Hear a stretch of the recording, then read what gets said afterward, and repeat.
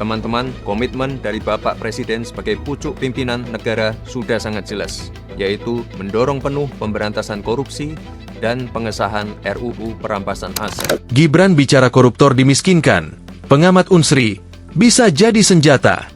Wakil Presiden Gibran Rakabuming menyoroti rancangan undang-undang RUU perampasan aset. Menurutnya, para koruptor tidak cukup hanya dihukum penjara, tetapi harus dimiskinkan agar harta yang diperoleh dari korupsi bisa dikembalikan ke negara. Jika kita sungguh-sungguh ingin memberantas korupsi, maka koruptor harus dimiskinkan. Para koruptor harus tahu bahwa kejahatan korupsi bukan hanya membuat mereka harus tidur di balik jeruji besi, tapi negara juga dapat mengambil kembali semua harta yang mereka curi. Ujar Gibran dalam keterangan video, Jumat, 13 Februari 2026. Gibran menegaskan bahwa Presiden Prabowo Subianto telah memberikan komitmen penuh untuk pemberantasan korupsi dan pengesahan RUU perampasan aset. Selain itu, RUU ini dinilai sebagai pelaksanaan dari United Nations Convention Against Corruption 2003 yang mengatur perampasan aset tanpa pemidanaan.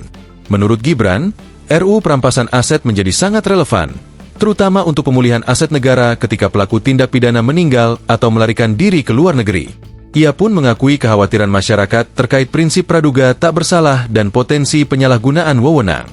Kekhawatiran ini sangat bisa dipahami.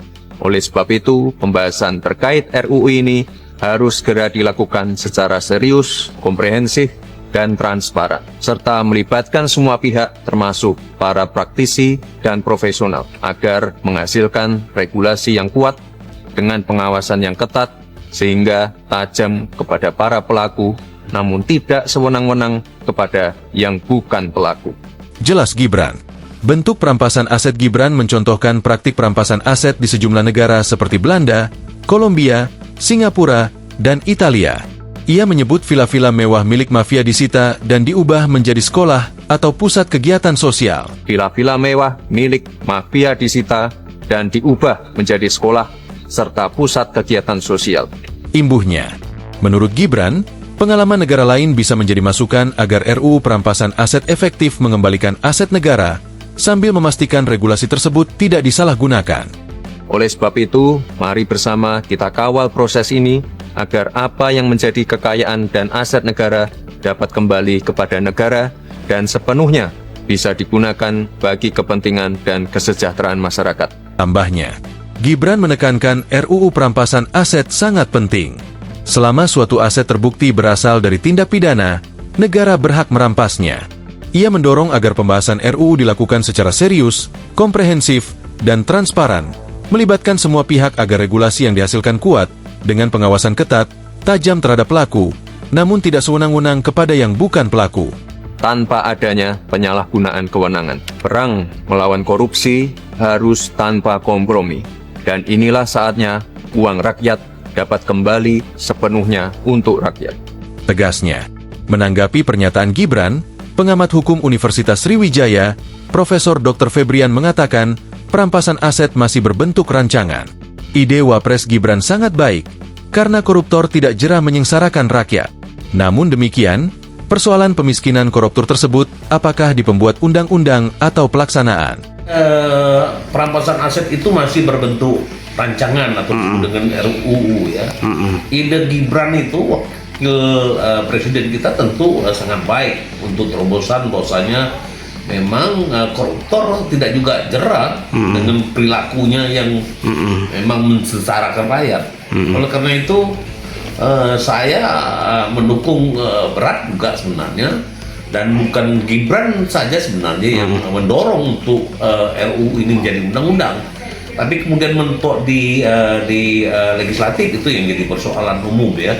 Tapi kita tahulah konsep misalnya eksekutif itu didukung oleh legislatif yang notabene mereka adalah pemenang pemilu dan pemenang presiden. Nah, kita berharap memang sesegera mungkin RUU ini menjadi undang-undang dan dapat menjadi salah satu cara untuk memiskinkan yang kemudian menjadi efek jera bagi para koruptor.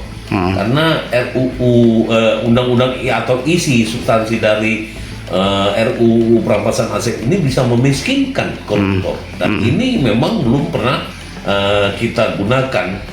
Sehingga kalau bercermin dari beberapa negara lain di luar seperti Belanda, Singapura misalnya, itu betul-betul menjadi senjata luar biasa bagi hukum untuk kemudian menjadi efek jerah bagi para koruptor. Jadi itu kita harus punya pandangan. Pertama, apakah persoalan ini di pembuat undang-undang atau di pelaksanaan? Kalau di pelaksanaan, saya pikir sepanjang kita taat azas ya, tidak ada permainan kong kali kong atau aparatur penegak hukum melakukan pelanggaran, penyalahgunaan wewenang, saya pikir lancar saja itu. Tinggal saja memang persoalan kita di Indonesia ini adalah kita dalam menerapkan atau menegakkan hukum itu kadang tidak sesuai dengan apa yang kemudian diatur. Yang ini yang memang menjadi kendala di Republik kita tercinta ini ya. Penegakan itu tidak sesuai dengan aturan dan mengakibatkan ketidakadilan bagi masyarakat. Ya, adaptasi kita tentu poin besarnya adalah perampasan aset. Jadi memiskinkan para pelaku korupsi itu. Dan ini yang memang tidak berani kita lakukan selama ini. Jadi mereka masih juga punya aset yang luar biasa banyak, dan macam-macam lah. Nah, kalau kita contohkan misalnya villa ya, villa itu kan salah satu contoh ya. Koruptor punya villa di mana-mana di Bali dan tidak tersentuh untuk kemudian langsung bisa dirampas. Nah, ini kan kita melalui proses peradilan dulu. Nah, itulah yang kemudian memang ini seakan-akan menjadi senjata juga untuk para koruptor. Kadang-kadang ya sudah jadi koruptor juga tidak apa-apa gitu. Ya pasti ada lah ya. Karena RU ini juga baru, tetapi kan legislator kan berpikir keras lah untuk bagaimana substansi pasal, ayat dan undang-undang itu tidak bertentangan dengan undang-undang lain. Tetapi kalau di dalam praktek kemudian bisa saja diberlakukan azas-azas peraturan perundang-undangan, seperti azas yang dahulu, azas yang baru menyampingkan azas yang lama, azas yang khusus menyampingkan yang khusus, yang umum, seperti begitu. Saya pikir itu tinggal kita praktekkan. Sekarang tinggal kita mau atau tidak kita kemudian menjadikan ini suatu undang-undang. Ya kan memang taat azas tadi saya katakan ya. Lalu itu teknis sifatnya. Artinya memang sudah diatur prosedur itu. Kalau kita bicara penyalahgunaan wewenang, maka aparatur penegak hukum atau siapapun yang berlindung di baju aparatur sipil negara misalnya, itu melakukan suatu tindakan yang memang bertujuan untuk menyampingkan aturan itu sehingga dia jadi salah, yang disebut dengan penyalahgunaan wewenang. Atau dia memang melakukan suatu tindakan yang tidak punya dasar hukum. Tapi memang yang banyak sekarang ini adalah penyalahgunaan wewenang, itu yang disebut dengan abuse of power ya. Sering dilakukan oleh aparatur penegak hukum, melakukan suatu tindakan dengan maksud tertentu. Dan maksud tertentu ini adalah untuk kepentingan pribadi, kelompok, atau golongan. Dan yang itu yang sering terjadi di Republik kita. Oke, siap. Kata Febrian, aset itu tidak tersentuh untuk langsung dirampas. Asas praduga tak bersalah juga menjadi salah satu masalah untuk melakukan eksekusi. Itu salah satu yang kemudian menjadi persoalan ya, praduga tidak bersalah, itu presumption of innocence. Tapi memang harus dicarikan pembenar bahwasanya memang prinsip itu sebenarnya tidak dilanggar, karena memang sepanjang memang lalu terbukti dan para pemain yang kita sebut koruptor itu melakukan tindakan tindakan korupsi, maka bisa saja itu dilakukan. Ya kalau kita melihat sih sebenarnya ada azas lain, misalnya azas strict liability, bahwasanya memang pelaku tindak pidana korupsi itu juga membuktikan bahwasanya dia tidak melakukan pelanggaran korupsi. Dan ini salah satu cara untuk, dan sudah digunakan untuk beberapa negara, sehingga saya pikir azas ini juga tidak dilanggar persis ya. Seperti begitu.